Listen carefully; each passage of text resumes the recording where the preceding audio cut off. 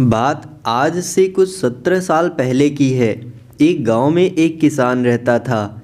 उसके 10 साल का एक लड़का था जिसका नाम जगदीश था। उस समय जगदीश की उम्र 8 वर्ष थी। पिता घर का खर्चा चलाने के लिए खेतों में काम करते थे। जगदीश भी इस काम में अपने पिता की मदद करता। जगदीश अपने पिता के साथ एक कच्चे मकान में रहता था। उसके घर के नज़दीक कि दौलताराम नामक सेठ का घर था। सेठ के भी जग्गू की जगदीश का उम्र का ही लड़का था जिसका नाम रघु था। रघु बड़ा ही घमंडी किस्म का लड़का था। उसे लगता था कि उसके पिता बहुत अमीर हैं, इसलिए वह जगदीश को देखकर हंसता और उसे चिढ़ाता था। गर्मियों का मौसम था।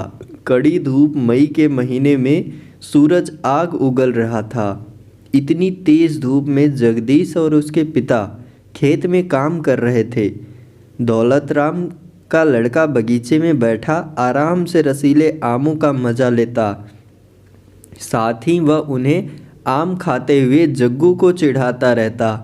यही नहीं, वह आम खाकर जूठी गुठलियाँ जग्गू के घर में फेंक देता। इससे जग्गू को गुस्सा आता और वह भी उन गुठलियों को उठाकर वापस रघु के घर में फेंक देता।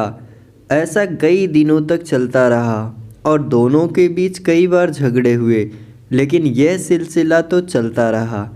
एक दिन किसान ने जगदीश को कहा कि तुम आम की गुठली को वापस मत फेंको। तो जग्गू बोला, ऐसा क्यों? गरीब किसान को एक आइडिया आया कि वे इन गुठलियों को अपने खेत में उगाएंगे। जब रघु आम की गुठलियों को उठाया तो वह ले जाकर इन गुठलियों को अपने खेत में उगा देता।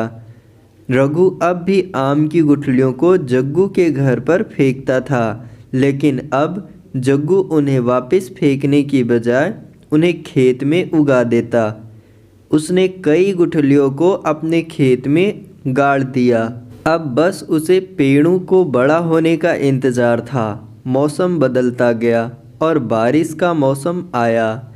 ऐसे ही कई मौसम बदलते गए और 17 साल बाद यानी आज जग्गू आम का बहुत बड़ा व्यापारी बन गया है। 17 साल पहले उसके उगाई गई आम के पेड़ अब बहुत बड़े हो गए हैं। उन पर मीठे मीठे फल आने लग गए हैं। जग्गू उन्हें बाजार में बेचकर अपने व्यापार को बड़ा कर रहा था। जग्गू के बचपन की मेहनत सफल हो गई। वहीं दूसरी तरफ सेठ और उसका घमंडी लड़का रघु ईर्ष्या की आग में जल रहे हैं। वे जो कुछ सालों पहले जब उस पर हंसते थे, वे आज उनके नीचे काम करते हैं। दोस्तों, इस कहानी से हमें यही सीख मिलती है कि कभी भी किसी की खराब परिस्थिति का मजाक नहीं बनाना चाहिए। अगर आपको यह कहानी अच्छी लगी हो तो वीडियो को लाइक ज़रूर करें। धन्यवाद।